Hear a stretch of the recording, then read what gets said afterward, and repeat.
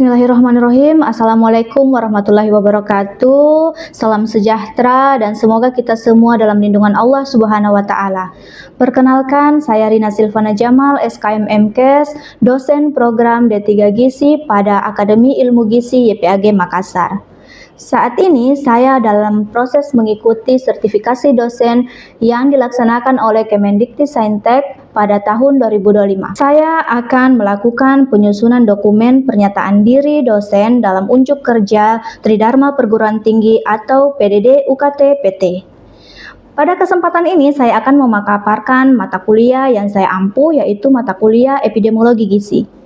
Mata kuliah Epidemiologi Gizi ini merupakan mata kuliah yang saya ajar pada semester ganjil, di mana memiliki bobot 3 SKS dan memiliki kode khusus yaitu MKK 2033. Mata kuliah Epidemiologi Gizi ini sama halnya dengan mata kuliah lainnya, di mana terdapat 16 kali pertemuan. 2 diantaranya merupakan UTS dan UAS, dan 14 kali pertemuan merupakan pertemuan secara langsung yang dilaksanakan di dalam kelas. Adapun metode perkuliahan yang saya jadikan acuan pendekatan perkuliahan yaitu delivery, interaction, dan assessment.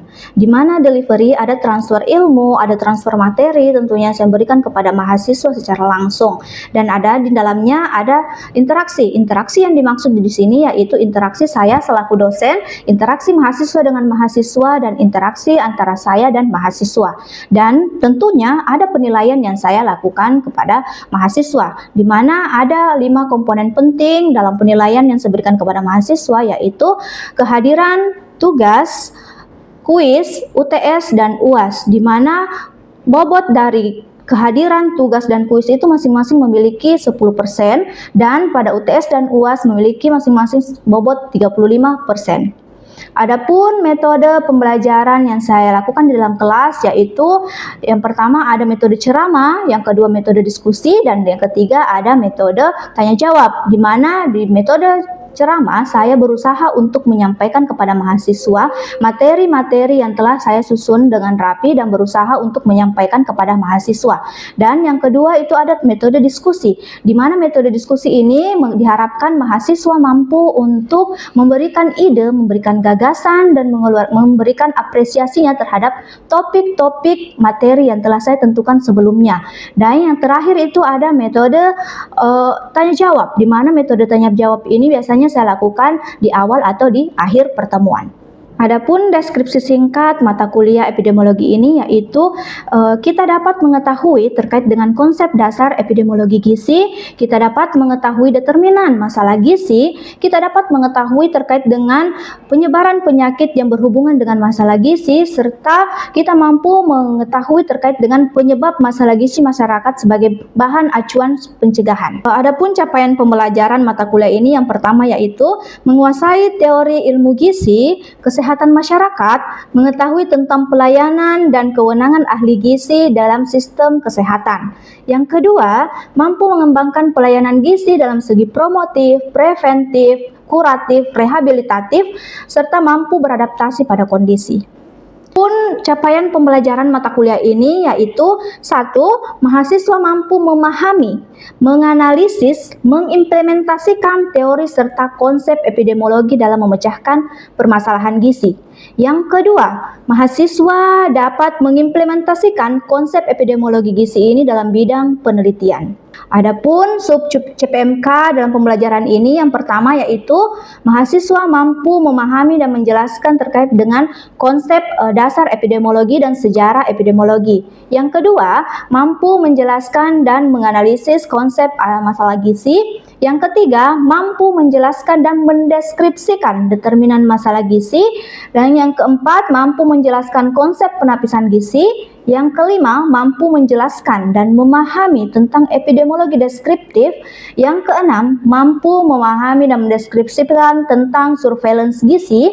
Yang ketujuh, mampu menjelaskan terkait dengan statistik vital. Dan yang terakhir yaitu mampu menjelaskan dan mendeskripsikan penerapan penapisan gizi. Baik, untuk tahap selanjutnya mari kita simak video pembelajaran mata kuliah epidemiologi gizi. Bismillahirrahmanirrahim. Assalamualaikum warahmatullahi wabarakatuh. Selamat siang. Waalaikumsalam warahmatullahi wabarakatuh. Siang, Bu. Oke, hari ini nih kita mulai mata kuliah epidemiologi gizi, tapi sebelum memulai kita berdoa sesuai dengan keyakinan kita masing-masing. Berdoa dimulai.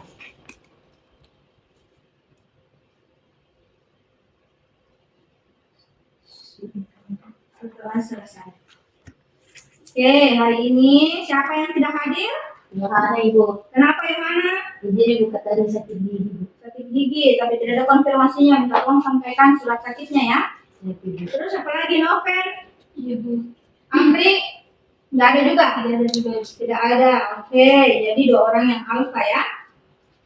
Oke, untuk hari ini kita lanjut pertemuan ketiga. Ya, determinan gizi. Tapi sebelum masuk di mata kuliah determinan gizi, saya ingin mereview mata kuliah sebelumnya. Oke?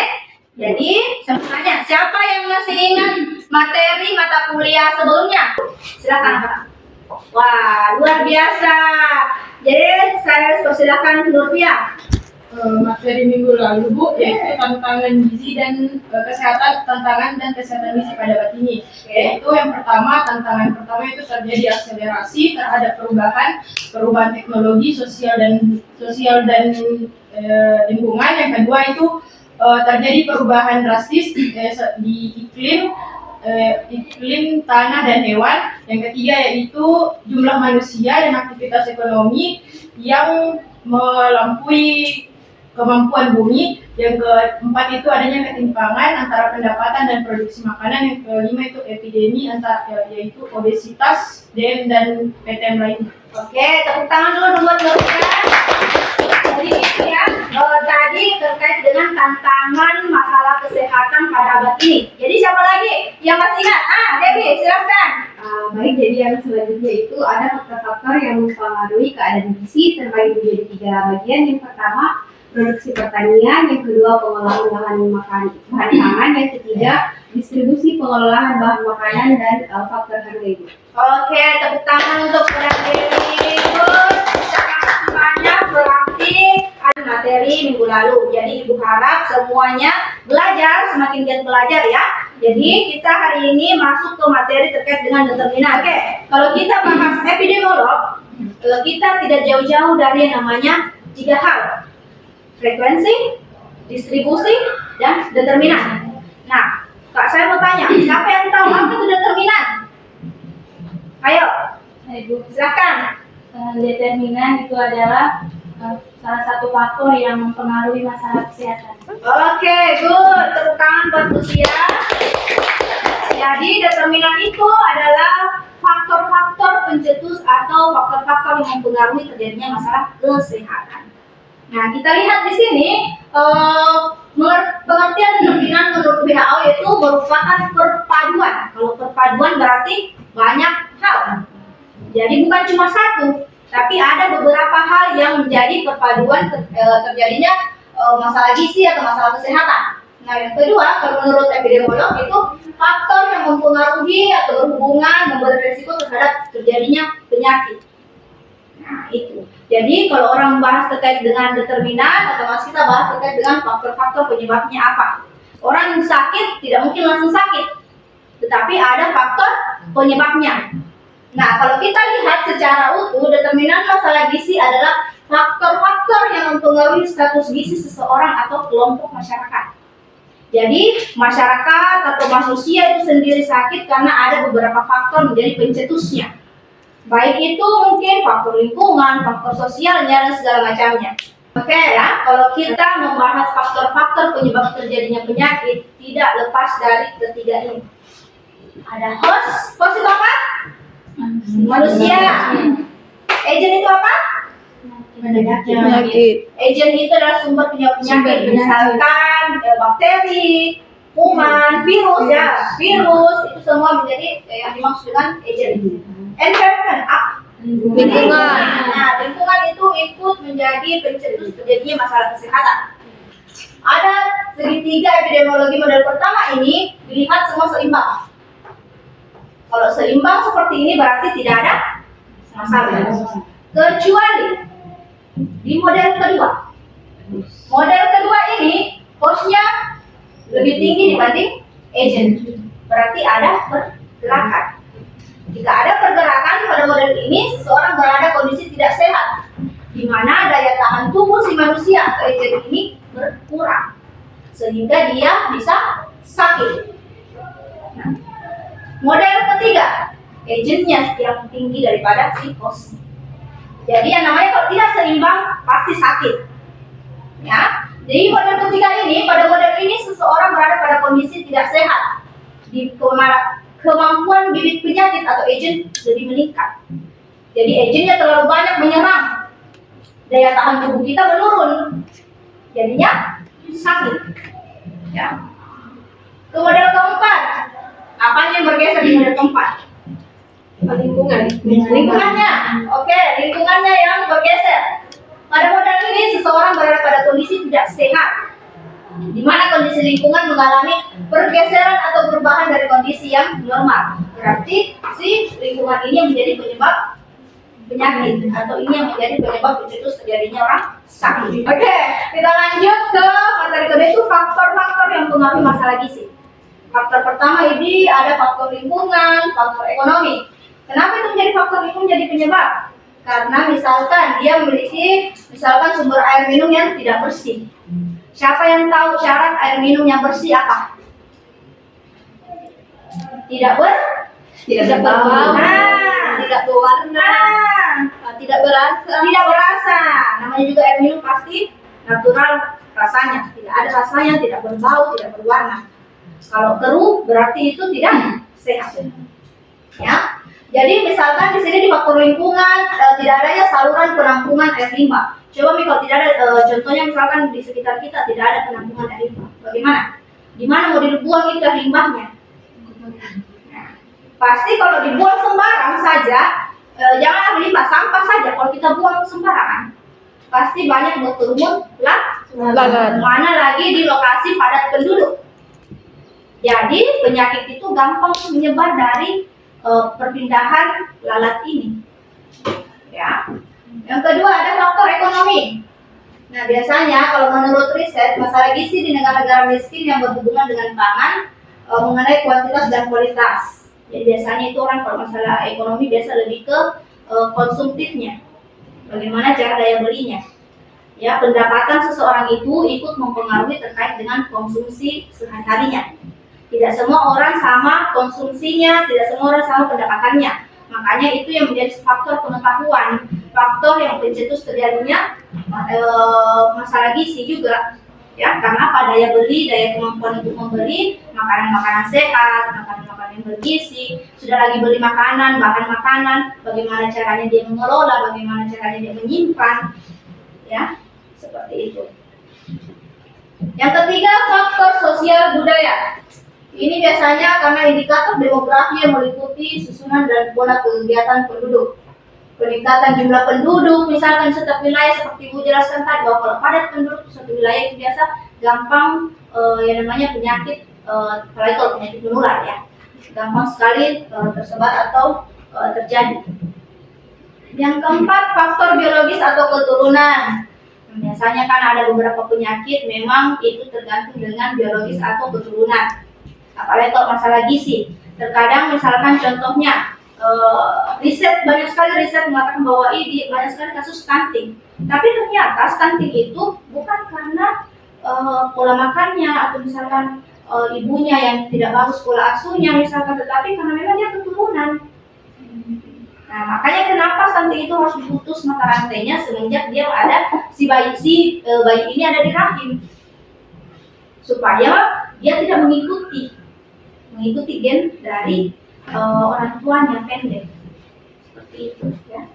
Oke, selanjutnya ada penanggulangan masalah gizi. Yang pertama itu yang kita bahas itu penanggulangan masalah gizi kurang, ya.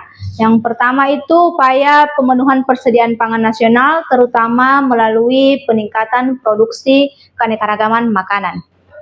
Ya, kalau kita lihat program pemerintah sekarang itu adalah isi piringku. Isi piringku itu kenapa dinyatakan isi piringku? Karena banyak beraneka ragaman makanan. Bukan hanya satu jenis makanan, tetapi berbagai macam jenis makanan.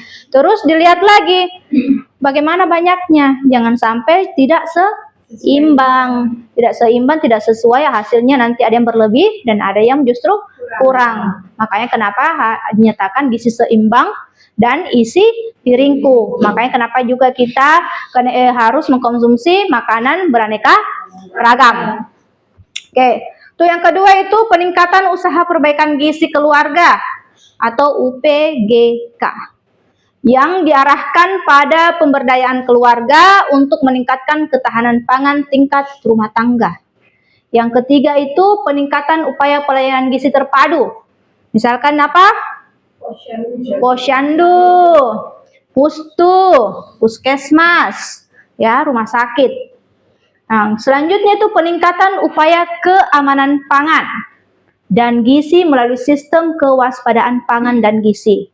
Dan selanjutnya itu peningkatan komunikasi informasi dan edukasi di bidang pangan dan gizi masyarakat. Yang keempat itu peningkatan komunikasi informasi dan edukasi di bidang gizi. Biasanya siapa yang memberikan edukasi? Tenaga kesehatan. Oke, tenaga kesehatan. Kalian juga mahasiswa juga bisa. Apalagi kalian ini kan jurusan gizi. Jadi biasanya kan ada penyuluhan di lapangan atau biasanya ada pengabdian kepada masyarakat yang dilaksanakan bersama dosen, itu juga sudah termasuk edukasi. Ya. Ada peningkatan teknologi pangan untuk mengembangkan berbagai produk pangan yang bermutu dan terjangkau oleh masyarakat. Oke, untuk penanggulangan masalah gizi yang kedua adalah masalah gizi buruk. Yang tadi ada masalah gizi kurang, ini kita masuk ke masalah gizi buruk. Apa penanggulangannya? Meningkatkan cakupan deteksi dini. Biasanya dilakukan di posyandu. Ya, biasanya deteksi dini ini kalau di posyandu dalam bentuk apa? Pengukuran apa? Ya, pengukuran berat badan, tinggi badan, apa namanya itu semua?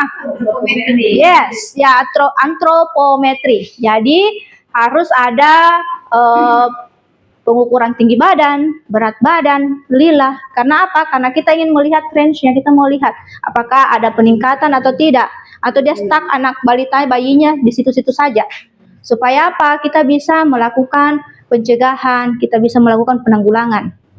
Ya. Yang kedua, meningkatkan cakupan dan kualitas tata laksana kasus gizi di puskesmas, rumah sakit, dan rumah tangga. Selalu ada rumah tangga, karena apa? Di rumah tangga itu mudah untuk dilakukan deteksi. Karena sekarang itu kan program kalau puskesmas itu ada yang namanya kunjungan rumah juga. Jadi kalau misalkan tidak bisa untuk membawa bayinya ke rumah sakit atau puskesmas atau posyandu, bisa didatangi untuk melakukan pengukuran door to door. Selanjutnya itu meningkatkan pengetahuan dan keterampilan ibu dalam memberikan asuhan gizi kepada anak, apalagi di bidang dalam pemberian ASI dan MPASI. Terkadang banyak ibu-ibu yang tahu kok ASI itu kayak gimana pemberiannya, MPASI itu caranya kayak gimana, cuma terkadang pengolahannya yang salah, pemberiannya mungkin yang salah, atau bahkan tekstur pemberian MPASI-nya yang masih kurang bagus, ya, tidak sesuai dengan usia si balita, ya. Jadi itulah kenapa diberikan pengetahuan atau edukasi. Ya. Untuk selanjutnya memberikan suplemen gizi, kapsul vitamin A kepada semua balita.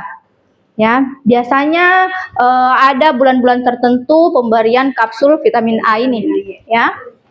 Lanjut, tadi sudah ada gizi kurang, ada gizi buruk, ada nilai gizi lebih.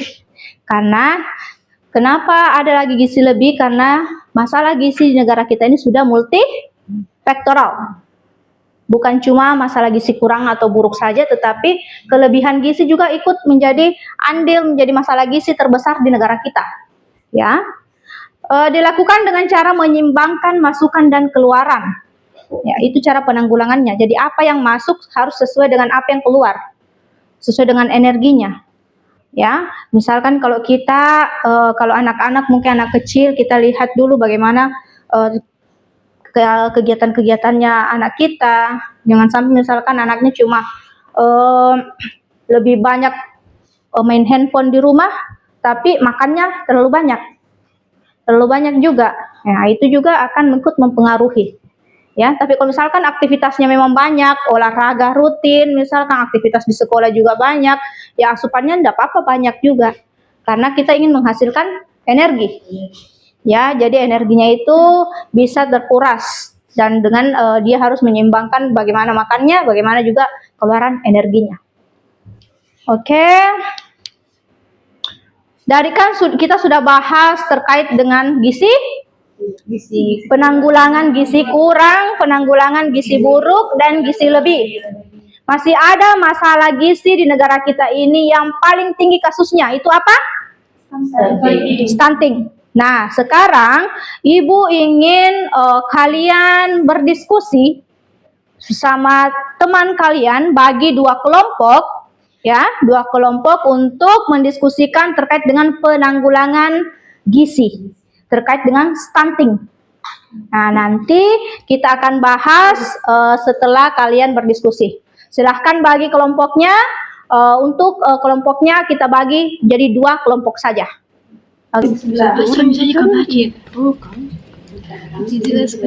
Berarti pelatihan kadar untuk mungkin itu saja Tadi karena kita sudah selesai diskusi, ya, saya ingin mendengarkan perwakilan satu orang setiap kelompok. Ya, saya mulai dulu dari kelompok 1, diwakili oleh siapa? Saya. Oke, silahkan Lucia. Oke, duduk. Silahkan, terserah mau berdiri atau berduduk.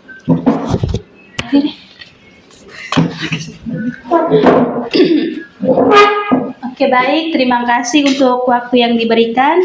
Saya mewakili teman-teman dari kelompok 1 akan memaparkan hasil diskusi kelompok kami mengenai penanganan stunting. Nah, jadi di sini ada beberapa cara dalam menangani stunting. Yang pertama, pemberian makanan tambahan atau yang sering disebut PMT. Itu berikan PMT yang mengandung nutrisi lengkap untuk meningkatkan status gizi anak. Yang kedua, pengobatan infeksi. Itu lakukan pengobatan infeksi yang mungkin dialami anak, seperti penyakit diare, campak, demam berdarah, di mana yang bisa mempengaruhi sistem pencernaan anak.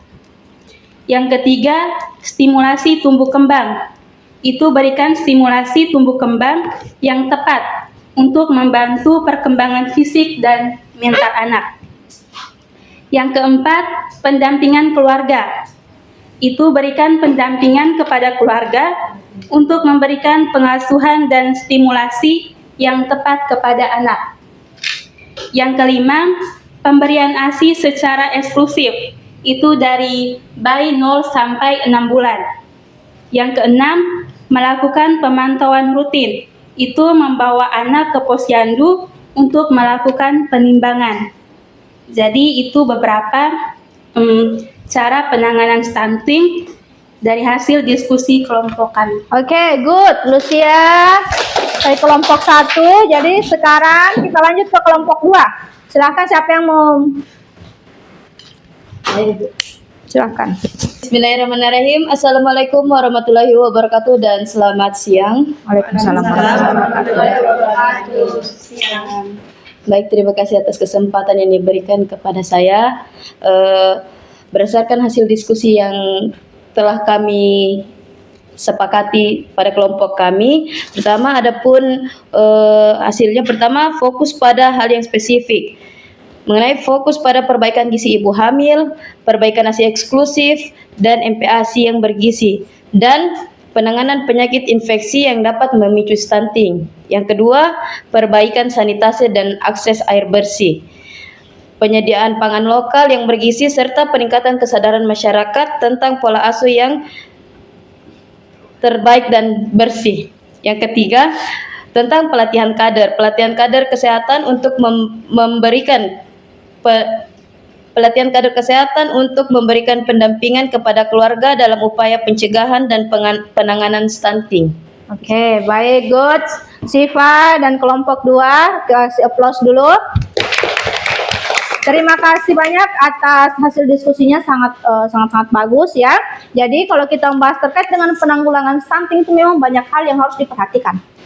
Ya, bukan hanya misalkan sanitasi atau lingkungannya saja, tetapi sebenarnya seperti yang dijelaskan tadi oleh Saudari Siva bahwa ada hal yang penting sebenarnya dari mulai ibu hamil. Ibu hamilnya dulu yang dari sejak janin si anak itu masih ada di dalam perut itu sudah diberikan asupan yang cukup. Sehingga nanti sampai dia mendapatkan MPASI, sampai dia mendapatkan ASI, sampai dia mendapatkan MPASI, itu semua harus betul-betul bagus hingga bisa ditangani, dia tidak stunting. Ya. Jadi terima kasih banyak atas diskusi hari ini ya. Insya Allah kita ketemu minggu depan ya. Untuk kalaupun ada yang ingin bertanya silahkan. Dan selama mata kuliah ini yang berlangsung, mungkin masih ada yang ingin bertanya atau menanyakan sesuatu, silahkan. Silahkan Saudari Siti Nurhaliza. Ya, terima kasih atas kesempatan yang diberikan.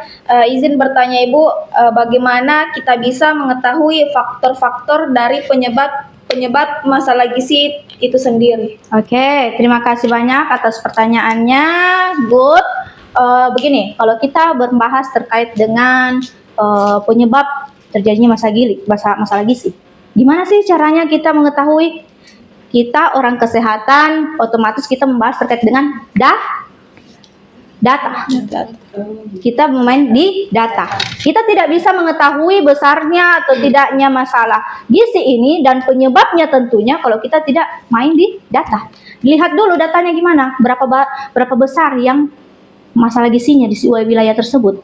Terus kita melakukan apa orang gizi? Kalau di rumah sakit kita melakukan apa? Asesmen gizi. Kita melakukan apa? Screening gizi. Nah, screening gizi, ada asesmen gizi, ada screening gizi. Itulah yang tahap awal yang kita lakukan bagi petugas gizi supaya kita bisa mengetahui bahwa apa sih penyebabnya ini masalah? Kenapa ini banyak sekali kasusnya? Ya, jadi hal-hal sederhana itu mulai dari kita assessment, kita screening, mungkin kita menggunakan kuesioner, ya. Biasanya kan kalau kita ini orang kesehatan tidak lepas dari yang namanya kuesioner.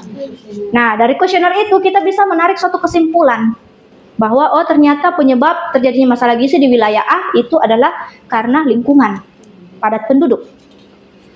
Ternyata masalah gizi di wilayah B itu terjadi bukan karena masalah lingkungannya, tetapi masalah yang lain. Misalkan masalah ekonominya, atau misalkan pola konsumtifnya, pola asuhnya, kekurangan pangannya. Nah, itu semua yang menjadi penyebabnya yang kita dapatkan dari apa? Dari kita turun langsung ke lapangan. Nah, seperti itu. Bagaimana Saudari Lisa? Ya, terima kasih. Oke, terima kasih banyak. Untuk hari ini demikian. Kalau tidak ada lagi bertanya, ada lagi yang bertanya? Tidak ada lagi? Oke. Saya anggap kalian sudah paham. Dan untuk minggu depan, sebelum kita masuk ke materi selanjutnya, Ibu ingin memberikan tugas terlebih dahulu.